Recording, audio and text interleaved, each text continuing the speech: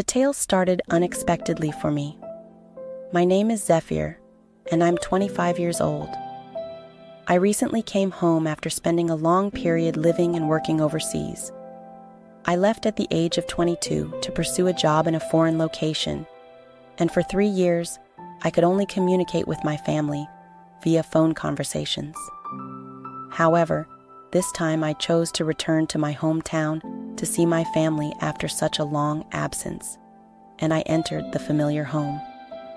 The sensation of both familiarity and strangeness returned. My parents were overjoyed to see me again, and our entire family spent the first evening laughing and reminiscing about old memories, as well as eating the delicacies my mother prepared that I much missed. What startled me the most was my younger sister, Marie. Maris was still a little attractive, but bashful girl who preferred to hide behind me when she encountered people. However, when Maris emerged from her room to greet me, I was astounded by what I saw. She was now a mature lady, tall and confident. Her long hair was free, her eyes sparkled, and she smiled shyly, yet warmly. It was an odd sensation, like meeting someone utterly new, yet somehow familiar. Maris smiled and remarked, "Zephyr, it's been a long time since I last saw you," her voice now full of maturity that surprised me. I grabbed her into a close hug. "When did you get so big?" I joked that I no longer recognized you. Maris only giggled. Her cheeks heated and said nothing further. I couldn't take my gaze away from her throughout the evening.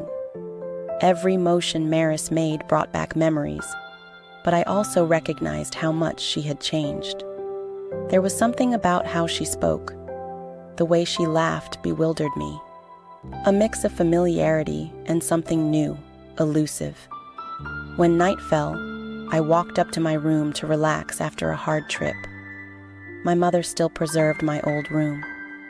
Every aspect makes me feel nostalgic. Tired, I decided to shower before retiring to bed. The warm water in the shower seemed to wash away all of my exhaustion from the long travel, leaving me feeling relieved and relaxed. After showering, I put on a loose t-shirt and lay down on the old bed, planning to snooze. But when the lights were turned out, the darkness and solitude caused my thoughts to wander. Images of my family from the past, particularly Maris, kept arriving in my head. I couldn't help but think about her, how she'd changed, and the sweet yet harsh look she'd given me. I attempted to dismiss such ideas, telling myself that it was just an odd sensation to see my sister after so many years away. But the more I tried to forget, the more vividly her image appeared in my memory.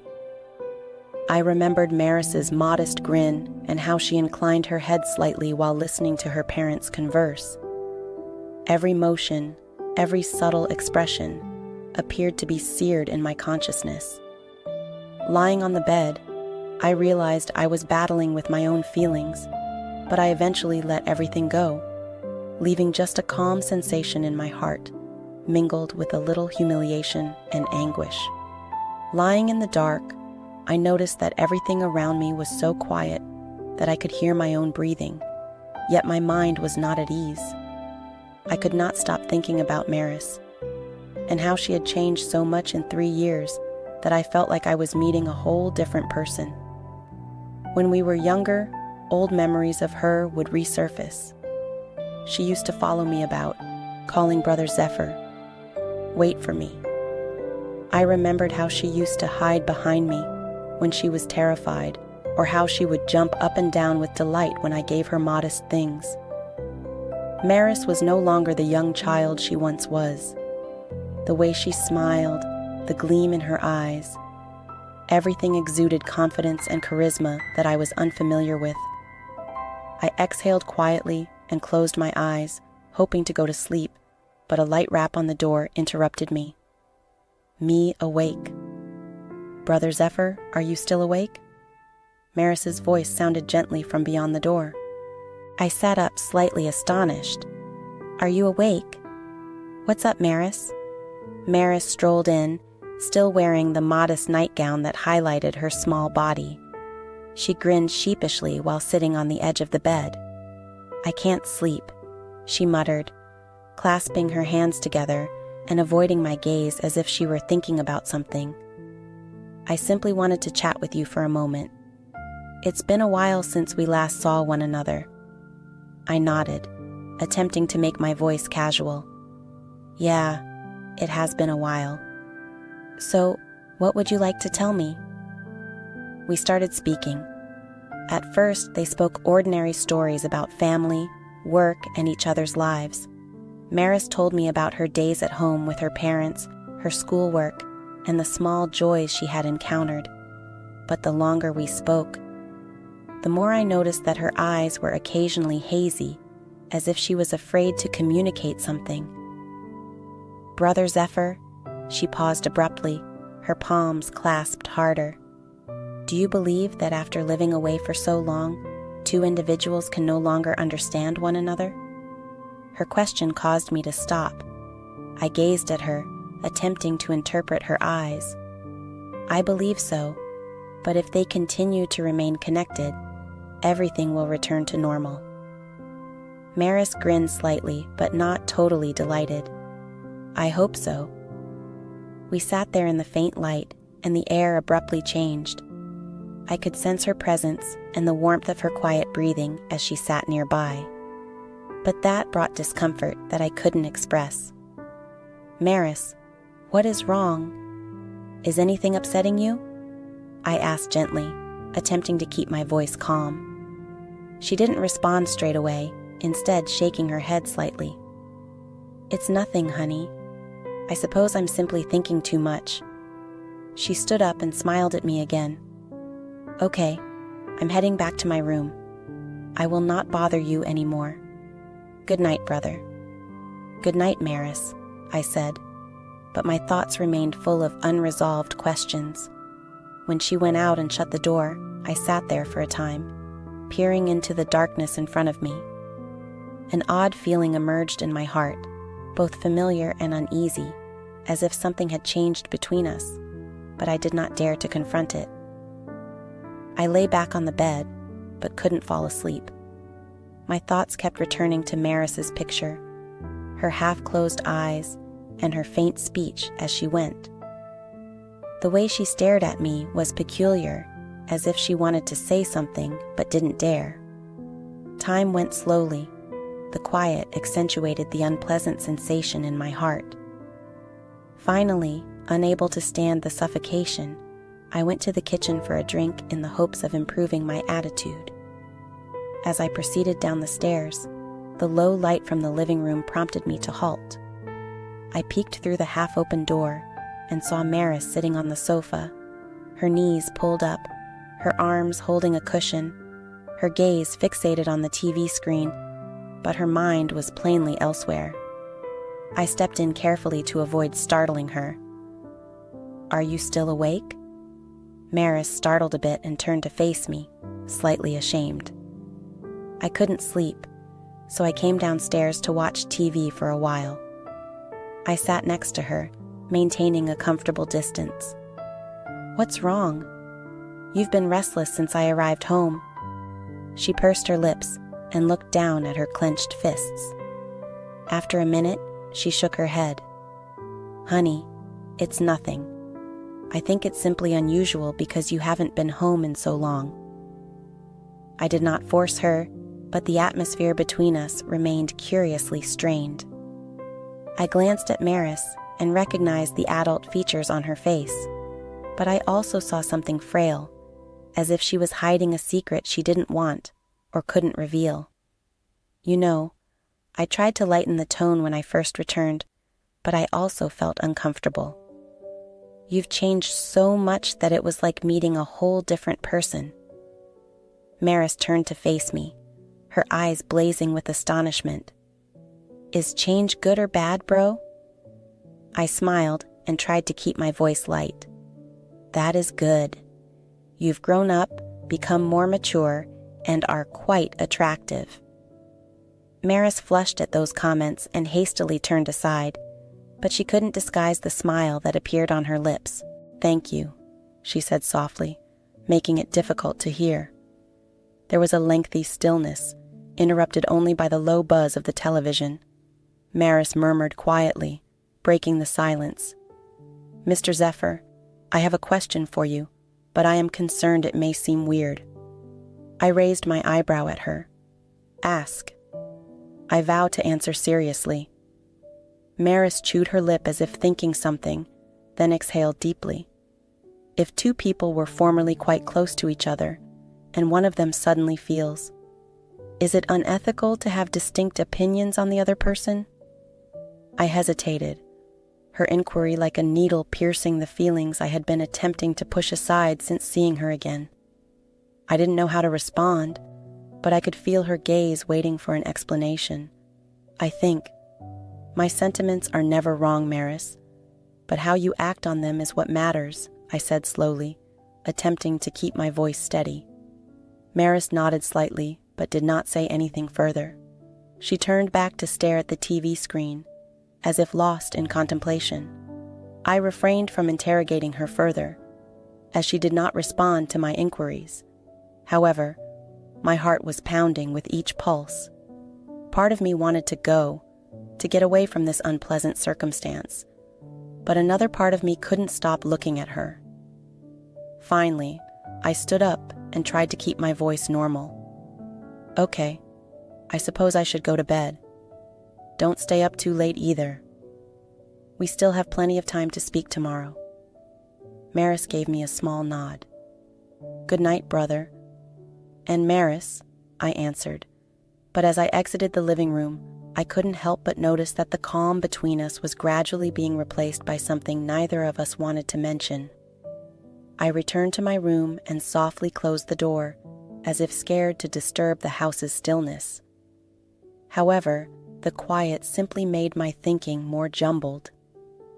Maris's question kept ringing in my mind, whirling like a spiral with no way out. If two people were formerly quite close, one may suddenly have a different opinion of the other. Is that wrong?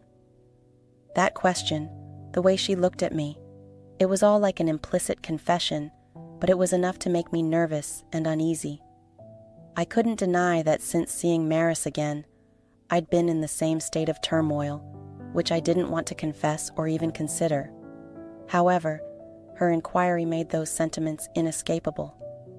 I lay on the bed, eyes wide awake, looking at the ceiling, attempting to push away the jumbled thoughts. But Maris's picture remained vivid in my memory. Her smile, her eyes, and the way she sat next to me on the sofa, bewildered but full of expectation. I continued to toss and turn for a considerable amount of time, until the pain intensified. I decided to get up and go out on the balcony to get some fresh air. The streetlights created a shadow on the tranquil night, and the starry sky provided some peace, but not enough to calm the turbulence in my heart. As I stood there, I heard a faint sound coming from the stairs. I turned to see Mara standing there, her eyes uncertainly fastened on me. "I couldn't sleep," she whispered quietly, edging closer. "I noticed your door open and assumed you did as well." I nodded, trying to make things casual. "I simply came out here to catch some air. Are you okay?" Maris stood next to me, her hands softly clutching the railing and her gaze focused on the sky. "It's okay. It just feels odd that you've returned. There are so many feelings that I'm not sure how to handle." I listened silently, unsure what to say. There was something about her voice that made it hard for me to interrupt. Zephyr Maris continued, her voice faint and somewhat shaking. "Do you ever feel like that? The individuals closest to you might also cause the most confusion." The question cut deep into my feelings. I turned to face her, her eyes waiting, as if looking for something within me. "Maris," I began, unsure what to say. "I believe that our sentiments do not always proceed as planned. What counts is how we handle them. Do you understand what I mean?"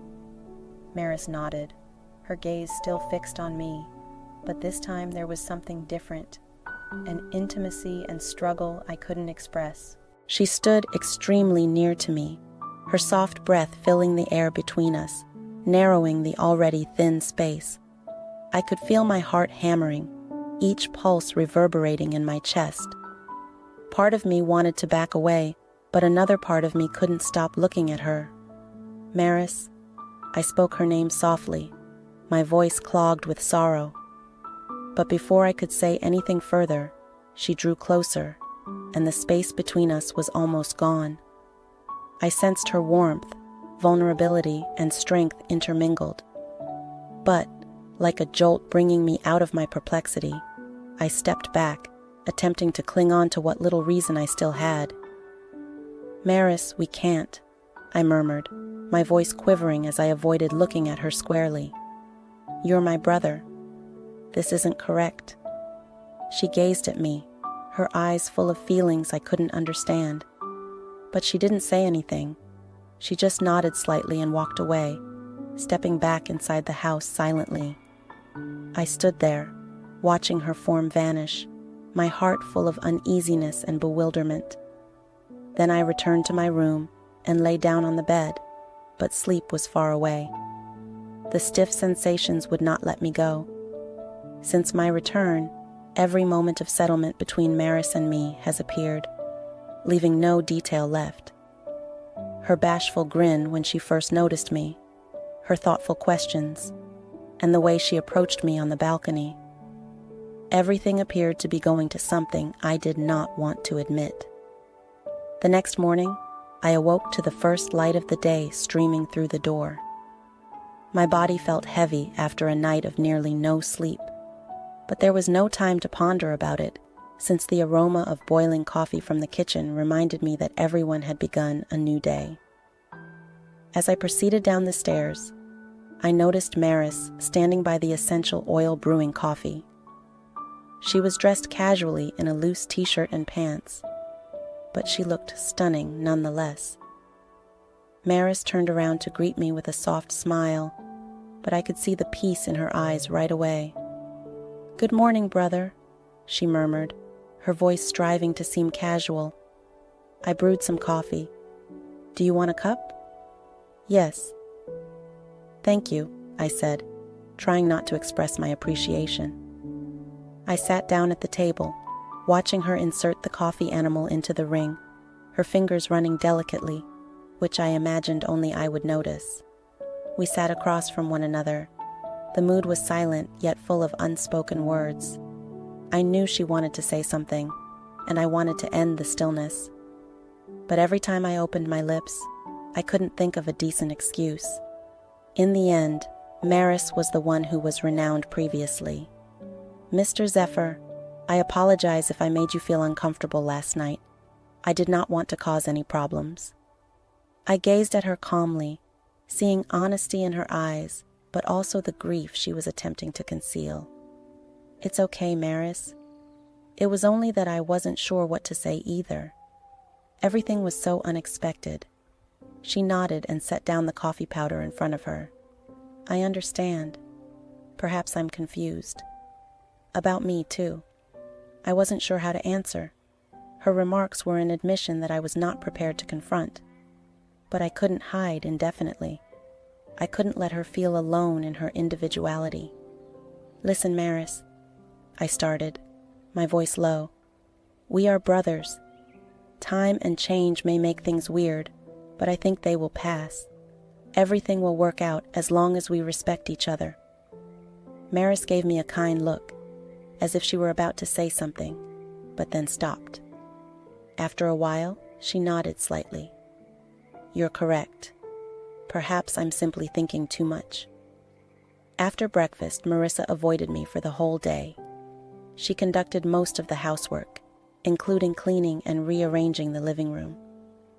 I didn't contact her either, believing that we both needed time to work out our feelings. But the distance did not reduce the stress. It simply made me more restless. When my parents indicated that they were going to see a friend and would be returning for the night, I saw the situation becoming more problematic. Now, it was only Maris and myself in the home. I had planned to go up to my room early to avoid any unpleasant circumstances, but then I heard a soft knock on the door. "Maris!" I yelled, and opened the door to find her standing there, her slender face chilly and focused on a project. "Can you come out and speak with me for a moment?" she asked quietly, almost in a plea. I wanted to reject, but my eyes made it difficult. I nodded and stepped outdoors. We strolled down to the living room, which was filled with lovely golden light.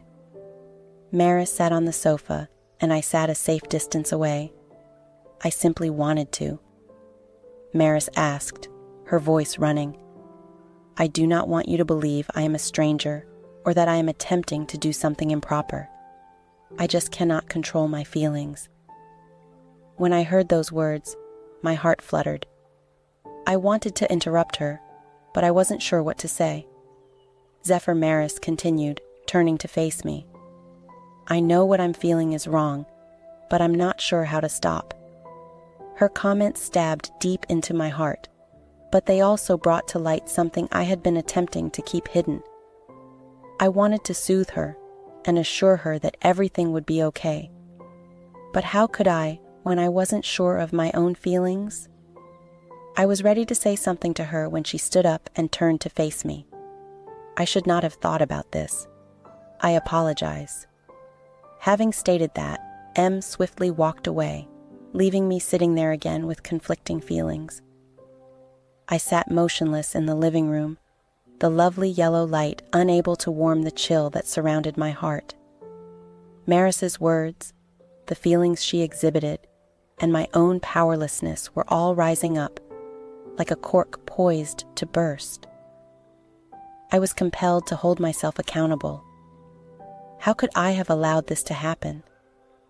Part of me wanted to leave the home, away from everything, so I didn't have to confront her gaze or accept what I was feeling. But something else kept me back, preventing me from leaving. I didn't want to abandon her in this state. I didn't want her to believe she was lonely or rejected. I rose up, walked carefully up the stairs, and paused in front of her room door. The door was just slightly open, and the light from her room's table lamp shined dimly but warmly into the corridor. I knocked lightly, so quietly that only I could hear it. "Maris, can I come in?" There was no response. I opened the door to see Maris sitting on the edge of the bed, head lowered and hands folded in her lap. She did not glance up at me, but I could tell she was aware of my presence. "Maris," I replied, coming to sit next to her on the bed. "I'm not sure what to say to make you feel better, but I'm here, and I want you to know you don't have to suffer alone." Maris turned to face me, her eyes brimming with tears, yet none fell. "Zephyr, I know I'm wrong, but I can't shake this sensation. I've tried, but whenever I see you, I can't stop thinking about you." I took a long breath, attempting to relax myself. I realized there was nothing I could say to make her or myself feel better, but I had to do something. Say anything, to save us from falling further into the overwhelming feelings we were experiencing. "Maris, you are my sister," I murmured, my voice low but firm. These sentiments might be the effect of being separated for so long, which makes everything strange. But it is critical that we remember who we are and what part we play in one another's lives. Maris remained silent, just staring at me, her eyes full of anguish, but also yearning for some hope. You are correct. However, I do not know how to forget this emotion, Zephyr. I just want things to go back to how they were when I was your little sister and you were the big brother I idolized. I placed my hand on her shoulder, a soft yet reassuring stroke. Maris, I desire that too, and I believe time will help you get over it. I'll be here to help you rediscover what we once had. Brotherly affection and intimacy, without crossing the boundary that we both know cannot be crossed. Maris nodded and rested her head softly on my shoulder, as if seeking comfort in that moment. We sat like that for a long time, neither of us saying anything, simply allowing the space surrounding us to merge into the quietness we both needed to relax. Then I rose up and gave her a polite smile. "Maris, go to sleep. Tomorrow's a new day. I believe we'll be all right." Maris smiled slightly, sorrowful but relieved. "Good night, Mr. Zephyr." "Thank you." I left her room, locked the door, and felt as if I had crossed a fine but essential line. Everything was still wild inside of me, but I knew I'd made the proper decision to stick to what was right, despite the challenging feelings. That night, I lay in bed, feeling lighter for the first time after days of battle. I knew the journey ahead would be difficult, but at least we had begun to take the first steps toward healing for her and myself. This incident taught me a fundamental lesson. Emotions are a normal part of being human, but how we confront and manage them decides everything. Sometimes we get caught up in opposing emotions, especially when unexpected developments disrupt accustomed perspectives. But the most essential thing is to quit. Examine the situation objectively and select the best course of action. I've learned that love is more than simply an emotion. It's also a responsibility to others and to oneself. Protecting important boundaries, especially when challenging, is the only way to maintain the respect and connections you value. In life, you will experience intense and difficult emotions, which may lead to confusion about yourself and your relationships. When this occurs, remember that emotions are normal, but actions should be guided by intelligence and moral principles. Take the time to understand your feelings rather than criticizing or acting on them. Respect crucial interpersonal limits, since they serve as the foundation for attachment and trust. If you are feeling lost, reach out to trustworthy family members or friends, or listen to your heart, but always keep your heart in mind. Self-control not only keeps you from making mistakes, but it also safeguards the vital connections you value. My narrative concludes here, with indelible lessons learned and a sense of relief that everything has been correctly observed and managed. Life goes on, and I feel that with sincerity and respect, we will retain this unique family tie. Thank you for hearing our story. If you find it fascinating and relevant, please show your support by liking it. See you in the future video. I hope everyone is always happy.